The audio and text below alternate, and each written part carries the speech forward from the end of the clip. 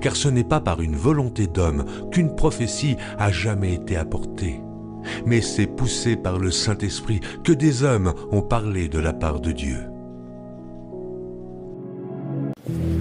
Salutations et paix, peuple du Seigneur. Vendredi 22 septembre 2023, le Seigneur envoie une parole de grâce et de délivrance au Cameroun. Elle doit tomber à la connaissance de tout son peuple. Ainsi m'a dit la parole de Dieu. Le Cameroun est-il devenu comme Zabulon, sans le dessein de la grâce de Dieu pour la nation? Mon cœur est ému et coule de larmes de joie. Je pouvais voir l'atmosphère du Cameroun plongée dans une épaisse de ténèbres. Mais Dieu de visiter le Cameroun. Comment la pensée humaine peut-elle comprendre et saisir la grandeur de cette bénédiction venant de Dieu pour cette nation?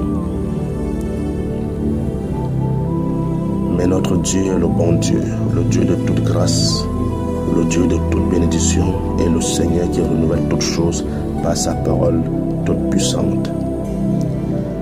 Ainsi m'a parlé le Seigneur sur le Cameroun. Les ténèbres ne régneront pas toujours. L'ombre est donc roi et règne avec la puissance des ténèbres et de la mort. Je vois par la grâce de Dieu l'ombre partir avec tout ce qui est à lui, spirituellement comme physiquement. Car la lumière pointe à l'horizon. La présence de l'ombre dans le pays est comme une montagne face à la grande visitation. Mais le Seigneur met ses pieds au pays et toutes les montagnes sont aplanies. Dieu visite le Cameroun, le pays où il y a maintenant des âmes captives, enchaînées dans les liens des ténèbres, le pays où la puissance des malédictions est sur tout enfant comme un manteau, la terre où il y a de l'injustice, la terre où les chefs du pays ont élevé les démons dans les hauts lieux comme des dieux, la terre où les trônes et les autels sataniques sont en grand nombre, la terre souillée par le sang des innocents, la terre où on sacrifie aux démons, la terre des crimes, la terre de la débauche, la terre de toutes sortes de perversités, la terre de la honte et de l'oppression, la terre des angoisses et des pleurs. Le Saint pose ses pieds dans le pays pour libérer son peuple et glorifier ainsi son grand nom. Ainsi dit l'Esprit. Si les temps passés ont couvert de honte le pays du Cameroun, les temps à venir le couvriront de gloire. Le peuple qui marchait chaque jour soumis à la puissance des ténèbres voit une grande lumière sur les habitants du pays, où l'esprit de la mort et son ombre régnent comme roi. La lumière salutaire resplendit pour la délivrance et redonne à la nation sa grandeur et manifeste ses richesses. Elle couvre la nation de toutes sortes de bénédictions et de gloire. Je vois le peuple se réjouir, se réclamant du pays dont Dieu a béni. Je vois un peuple nombreux venir à la lumière.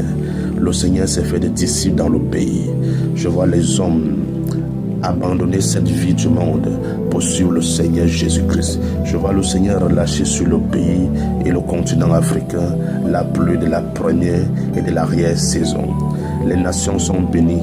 La nation camerounaise est spécialement bénie par la main miraculeuse de Dieu.